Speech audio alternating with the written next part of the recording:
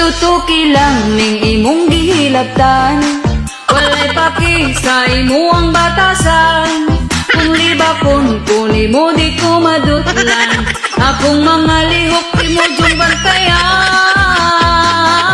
Hala ikirig-kirig lang ay nagpagduha-duha, ang pagkahilabtan lang di basta-basta. Unya kong mabasan masuk ko na dayan ka, abil kag akakihon hala kirig pa.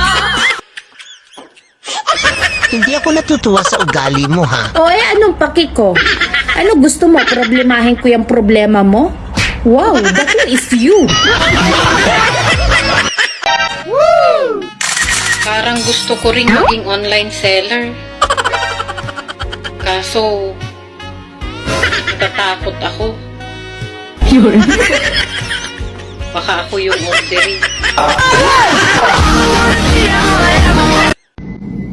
Aanin mo ang lalaking malaki ang katawan kung sa pagdukot mo, puro itlog lang naman.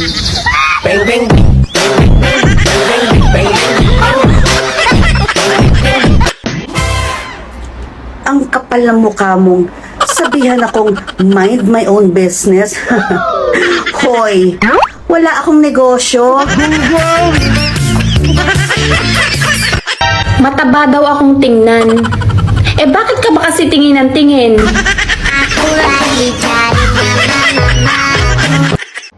Kailan ka huling nadiligan? Your Honor, hindi ko na po alam. Ganun ba?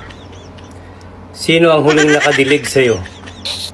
Your Honor, hindi ko na po maalala po yung pangalan.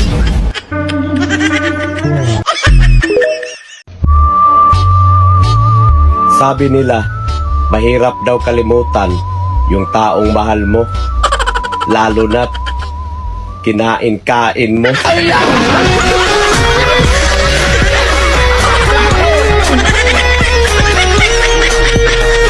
Sabi mo, Dok, kapag kalendar ang ginagamit, hindi ako mabubuntis. Bakit nabuntis ako? Paano mo ba kasi ginamit ang kalendar? Ay, Dok, yun ang ginamit kong pangsapin.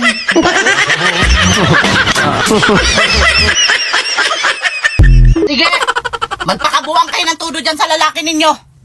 Magmokmok kayo ng hustros. Maganda ka naman sana, pero nagpakabuang ka dyan sa lalaki mo. Hanggang kailan ninyo balak magkulong dyan sa kwarto ninyo? Ayan ang napapala sa kaharutan ninyo.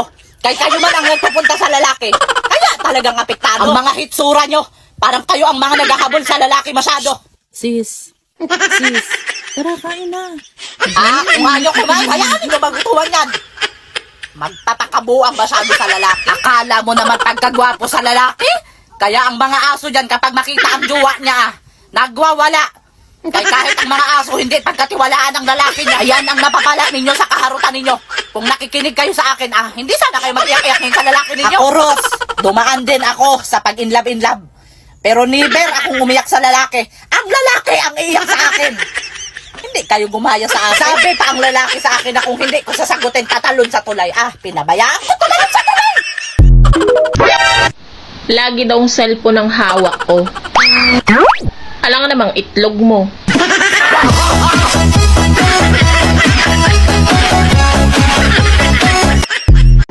Galit na galit ka sa akin, tapos nakasubaybay ka sa buhay ko. Oh. Lo, kaniyan? Fan na medyo basher.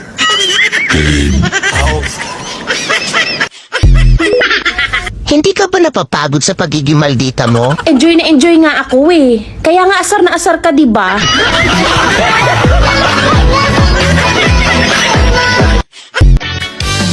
Kung ako'y may kaibigan, ang pipiliin ko, ang pipiliin ko ay isang maganda. Rito kada siya, filter ako. Magaganda kami, magaganda kami, parehong fake ang beauty. Kung ako na may kaibigan, ang pipiliin ko, ang pipiliin ko ay isang sosyalera. May Hermes siya, may LV ako. Sosyalan kami, sosyalan kami, lumang bag pa lang sa akin. Ang sungit ko daw makatingin. Pala nga naman mag-beautiful eyes ako. E di na in love ka?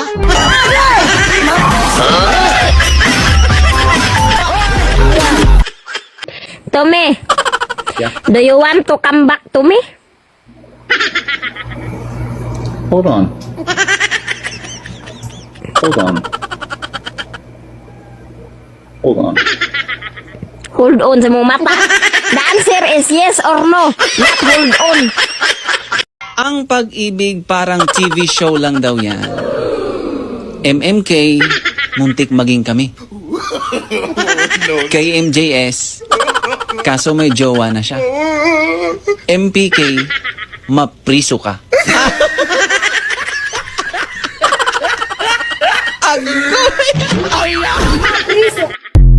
Hindi ako takot na machismis. Wow.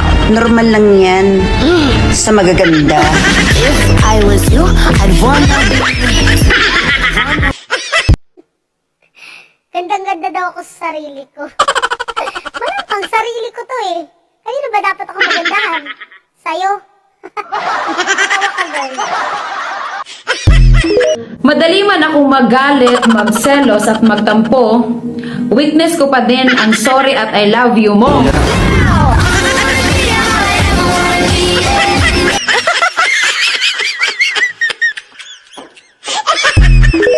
Oh, tabi-tabi mo walang pera dyan. Oh, no. Dadaan ang leader niyo.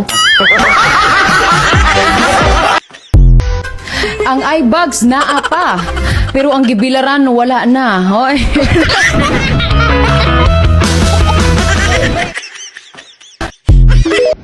Sinusubukan ko naman talagang maging nice.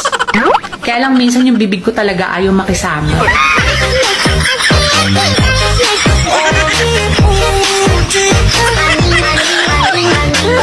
Uy, friend! Thank you so much. Grabe, tuwang-tuwa talaga ako dun sa usapan natin.